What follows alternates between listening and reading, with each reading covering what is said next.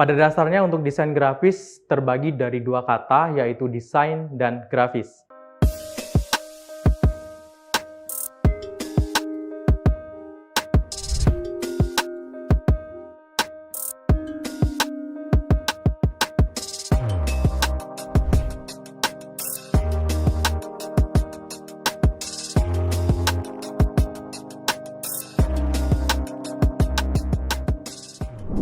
Ya, Assalamualaikum warahmatullahi wabarakatuh. Selamat datang di kanal YouTube Kuliah Teknokrat bersama saya Temi Ardiansa. Pada pertemuan ini kita akan membahas tentang dasar desain grafis, yang dimana kita akan memahami unsur-unsur tata letak berupa garis, ilustrasi, tipografi, warna, pencahayaan, tekstur, dan ruang. Pada dasarnya untuk desain grafis terbagi dari dua kata, yaitu desain dan grafis. Untuk desain itu sendiri diartikan sebagai bentuk rumusan dan suatu proses pemikiran. Rumusan ataupun proses pemikiran yang dituangkan dalam wujud gambar tersebut merupakan pengalihan gagasan konkret, isi pemikiran untuk mengalihkan gagasan dalam wujud gambar. Dalam proses pendesain ini, seorang desainer dapat mempergunakan peralatan manual seperti kuas ataupun dengan menggunakan teknologi komputer. Ya, grafis itu sendiri dalam bahasa Inggris disebut dengan grafik, yang diartikan sebagai goresan yang berupa titik-titik atau garis yang berhubungan dengan kegiatan cetak-mencetak. Desain grafis adalah seni dalam berkomunikasi menggunakan tulisan, ruang, dan gambar. Bidang ini merupakan bagian dari komunikasi visual. Ilmu desain grafis mencakup seni visual, tipografi, tata letak, dan desain interaksi.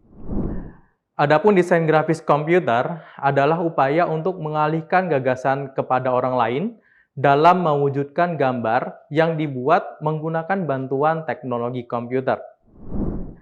Untuk batasan media desain grafis itu sendiri, pada awalnya diterapkan untuk media-media statis seperti buku, majalah, brosur, dan yang lainnya. Sebagai tambahan, sejalan dengan perkembangan zaman, desain grafis juga diterapkan dalam media elektronik yang seringkali disebut sebagai desain interaktif atau desain multimedia. Batasan dimensi pun telah berubah seiring perkembangan pemikiran tentang desain. Desain grafis bisa diterapkan menjadi sebuah desain lingkungan yang mencakup pengolahan ruangan. Untuk prinsip dan unsur desain, ya, unsur dalam desain grafis sama seperti unsur dalam dasar disiplin desain lainnya. Unsur-unsur tersebut termasuk shapes ataupun bentuk, tekstur, garis, ruang, dan warna, membentuk prinsip-prinsip dasar desain visual. Prinsip-prinsip tersebut seperti keseimbangan, ritme, tekanan, proporsi, kesatuan, dan kemudian membentuk aspek struktural komposisi yang luas. Unsur-unsur desain grafis ibarat memasak menu yang spesial pada komposisi bahan-bahan, serta cara meramu yang khusus dalam menghasilkan hidangan yang lezat. Demikian juga dengan desain grafis, ada unsur-unsur yang harus dipahami oleh desainer grafis agar dapat menghasilkan komposisi desain yang estetik, harmonis, komunikatif, dan menyenangkan untuk diminati oleh audiens. Unsur-unsur tersebut diantara itu adalah garis ataupun line, ilustrasi ataupun illustration, tipografi, warna ataupun color, pencahayaan, tekstur, dan ruang. Adapun garis adalah tanda untuk menghubungkan dua titik. Berbagai jenis garis muncul di mana-mana. Lihatlah di sekitar Anda, Anda akan melihat baris yang lurus, melengkung, berbelok-belok, tipis, tebal, dan titik.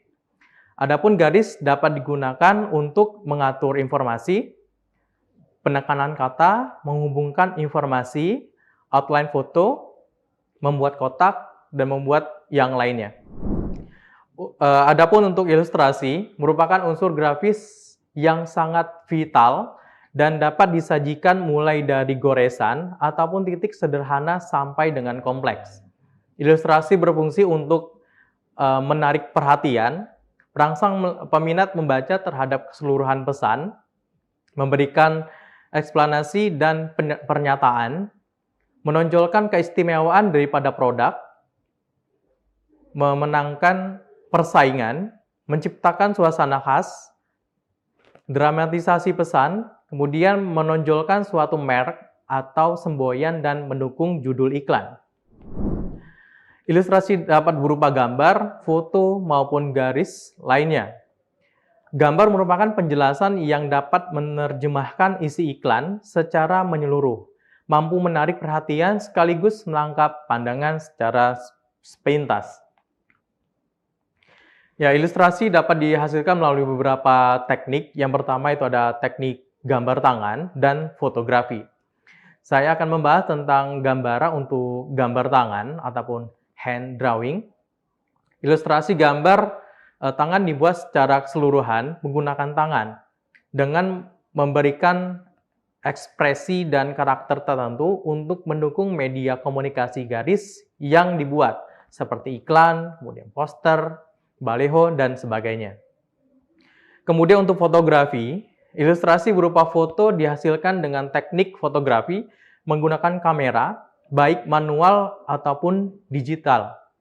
Foto yang dihasilkan dengan kamera digital memungkinkan adanya pengolahan lebih lanjut langsung tanpa scanning di komputer untuk memberikan ekspresi ataupun ilustrasi tertentu sesuai dengan keinginan. Objek fotografi menjadi lebih realistis, eksklusif, dan persuasif.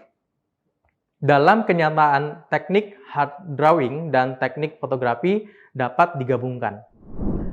Tipografi ini merupakan seni dalam merancang, menyusun, dan memodifikasi huruf.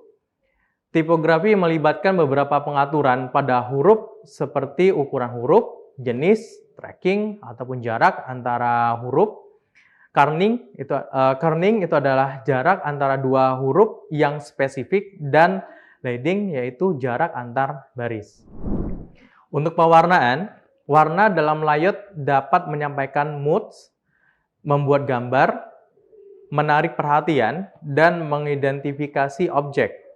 Ketika memilih warna untuk publikasi ataupun halaman web, tentang apa yang ingin Anda lakukan dan ke warna apa yang akan cocok untuk tujuan Anda.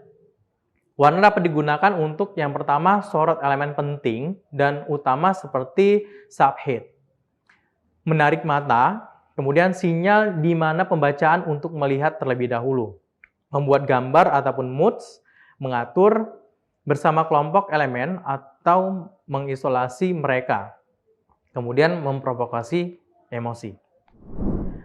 Pencahayaan ataupun gelap terang, salah satu cara terbaik untuk memudahkan unsur penangkapan pesan dalam visual grafis.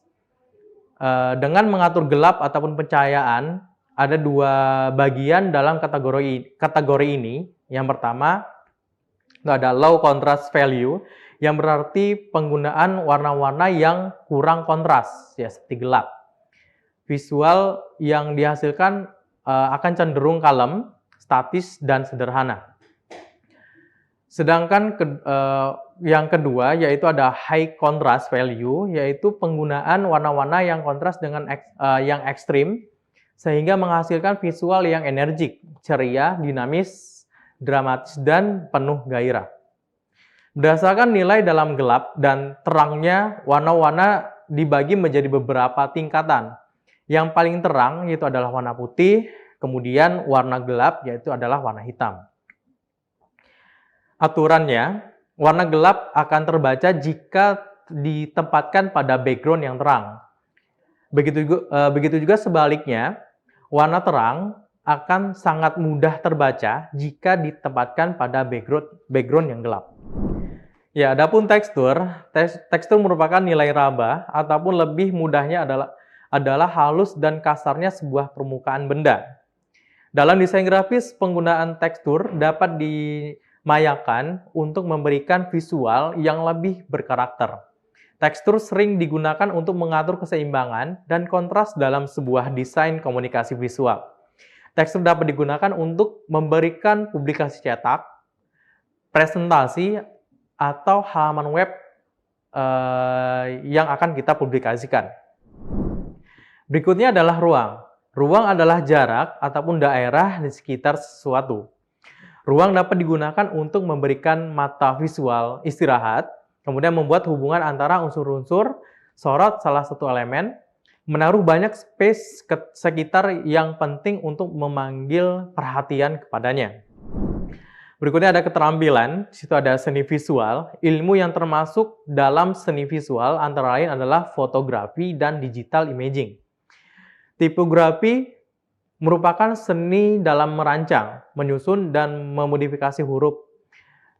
Tipografi ini melibatkan beberapa pengaturan pada huruf seperti ukuran, jenis, ataupun jarak. Kemudian ada tata letak. Tata letak adalah seni dalam menyusun elemen yang ada pada sebuah halaman, seperti penempatan gambar dan teks. Desain interaksi itu adalah jarak pengembangan sejak perkembangan dunia teknologi informasi pada desainer grafis mulai berperan dalam merancang tampilan perangkat lunak. Adapun beberapa peralatan desain grafis, ya peralatan utama yang digunakan dalam desain grafis adalah pemikiran ataupun ide. Di samping teknologi ataupun komputer, sebuah desain grafis yang baik membutuhkan kreativitas.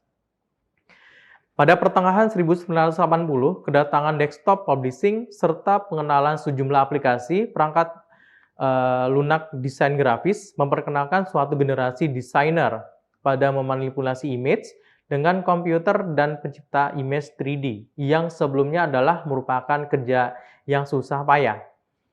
Desain grafis dengan komputer memungkinkan perancang untuk melihat hasil dari tata letak ataupun perubahan tipografi dengan seketika tanpa menggunakan tinta ataupun pena. Seorang perancang desain grafis menggunakan sketsa untuk mengeksplorasi ide-ide yang kompleks secara tepat, cepat, dan selalunya dia memiliki kebebasan untuk memilih alat untuk menyelesaikannya dengan tangan ataupun dengan komputer. Nah, adapun banyak software untuk desain grafis. Ya, untuk desktop publishing itu ada Photoshop, kemudian Adobe Illustrator, Adobe InDesign, Corel, dan masih banyak lainnya. Untuk web design itu ada Adobe Dreamweaver, Microsoft FrontPage, Notepad, Adobe Photoshop, dan Macromedia Framework. Untuk audio visual, adapun softwarenya adalah Adobe After Effects, kemudian Adobe Premiere, Adobe Flash, dan Power Director. Untuk rendering 3D ataupun 3 dimensi itu ada 3D Max, Cinema 4D, Maya, AutoCAD, Blender, dan lainnya. Ya, adapun beberapa gambar contoh untuk desain grafis. Di sini kita bisa lihat gambar mengilustrasikan itu adalah teks dan pewarnaan yang dimana tertekan pada teks. Kemudian untuk gambar berikut contoh desain grafis untuk tampilan gambar, kemudian teks, dan untuk gambar ini tertuju kepada icon dan pewarnaan. Dan berikutnya untuk contoh desain grafis menampilkan suatu gambar dan pewarnaan. Nah, untuk logo ini kita ditekankan untuk bisa membaca bentuk teks yang ditampilkan. Ya, kesimpulan dari unsur desain grafis adalah ada unsur-unsur yang harus dipahami oleh desainer grafis agar dapat menghasilkan komposisi desain yang estetik, harmonis, komunikatif, dan menyenangkan untuk diminati oleh audiens. Sekian pertemuan kali ini, jangan lupa like dan komen, serta subscribe kanal YouTube Kuliah Teknokrat. Saya akhiri, wassalamualaikum warahmatullahi wabarakatuh. Terima kasih sudah menyaksikan video pembelajaran ini. Jangan lupa like, komen, dan subscribe, serta nyalakan tanda loncengnya agar kalian tidak ketinggalan informasi update lainnya.